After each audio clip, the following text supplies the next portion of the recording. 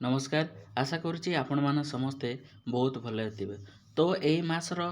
एई वर्षर starting रे आपण मान पई बहुत गुडाई गवर्नमेंट जॉब गुडा को आसीची एवं वर्तमान आवेदन मध्य चलेची एवं आगको को वैकेंसी आसीबा जाउची ताहार मध्य मु एई वीडियो माध्यम रे आपण मानकु जणाई देबी।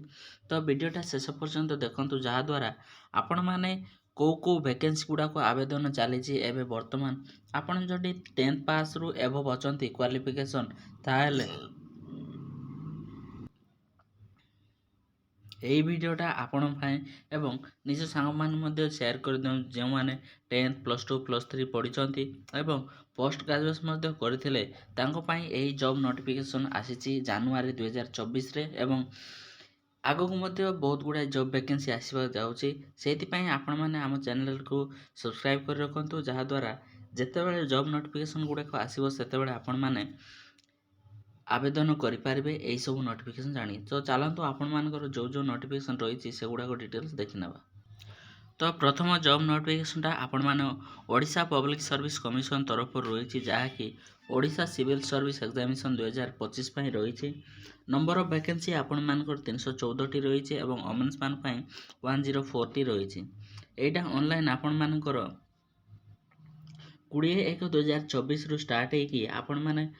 20/2/2025 पर्यंत आपण माने ऑनलाइन करि पारिबे। जदि आपण माने ग्रेजुएशन करिसंती ताहेले आपण माने एही पोस्टटा आवेदन करि पारिबे। आपण मानकर एज 21 रु 32 वर्ष मध्य रहबा दरकार एवं आपण मानकर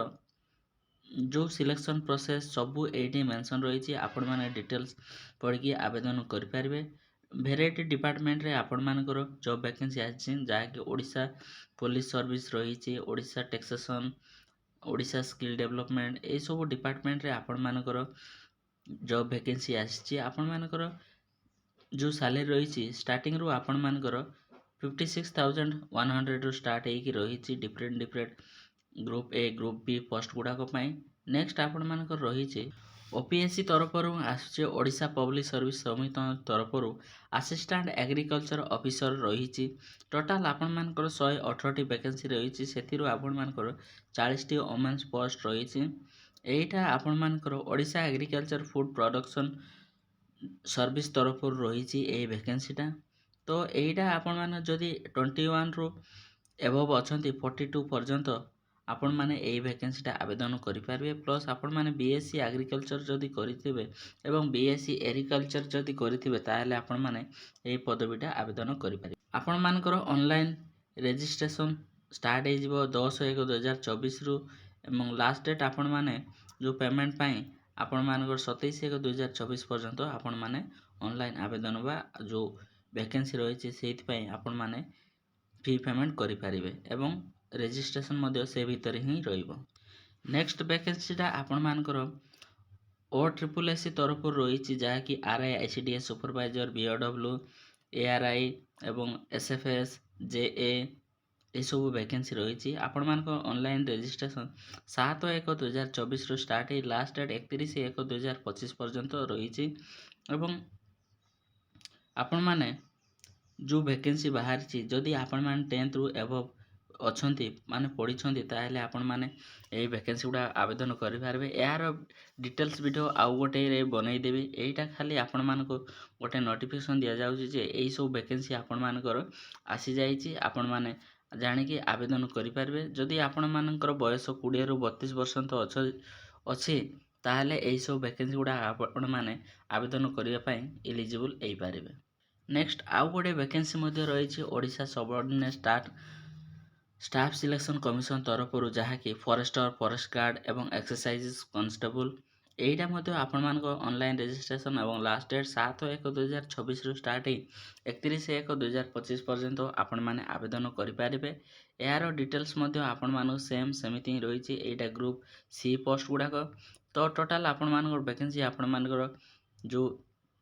एलिजिबिलिटी क्राइटेरिया अनुसार डिवाइड करा जाइए आपण कास्ट अनुसार। टोटाल जदि ए वैकेंसी कहबा गले आपण माने 18 रु एभव जदि अछंती 32 वर्ष पर्यंत ताहेले आपण माने ए सब वैकेंसी आवेदन करि पारिबे। यार डिटेल्स नोटिफिकेशन आपण मानक OSSS गवर्नमेंट वेबसाइट रे पाई पारिबे। नेक्स्ट आपण मानकर जो वैकेंसी आसीबा जाउची OSSC तरफरु ओडिशा स्टाफ सिलेक्शन कमिशन तरफरु एटा आपण मानकर सिविल इंजीनियर माने आपण मानकर जो ए पोस्टटा रही ग्रुप बी एवं सी पोस्टटा आपण मानकर टेक्निकल सर्विस तरफरु रही बहुत मेल फीमेल कैंडिडेट मान रही ग्रुप बी एवं ग्रुप सी पोस्ट गुड़ाक तो यार डिटेल्स मु आपण मानकु वीडियो रे जणाई देछि आउ गोटे तो सेठी आपण माने जाई डिटेल्स नोटिफिकेशन देखि पारिबे नाचत आपण माने गवर्नमेंट जो वेबसाइट रही OSSC तरफरु सेठी डिटेल्स रही सेठी जाई आपण माने यार डिटेल्स आवेदन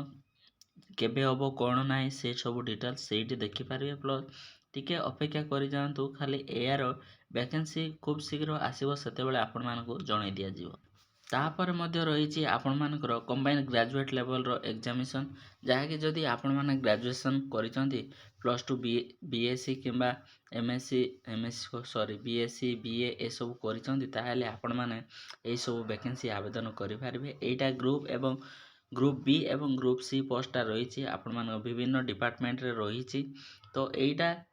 आपण मानकर स्क्रीन रे रही आपण माने जो जो वैकेंसी आसीबा जाउची OSSC तरफरु तार डिटेल्स रही खूब शीघ्र ऑफिशियली आपण मानकर एडवर्टाइजमेंट मध्ये रिलीज होई जिवो एटा केवल आपण मानकु एई सब वैकेंसी आसीबा जाउची बोले आपण मानकर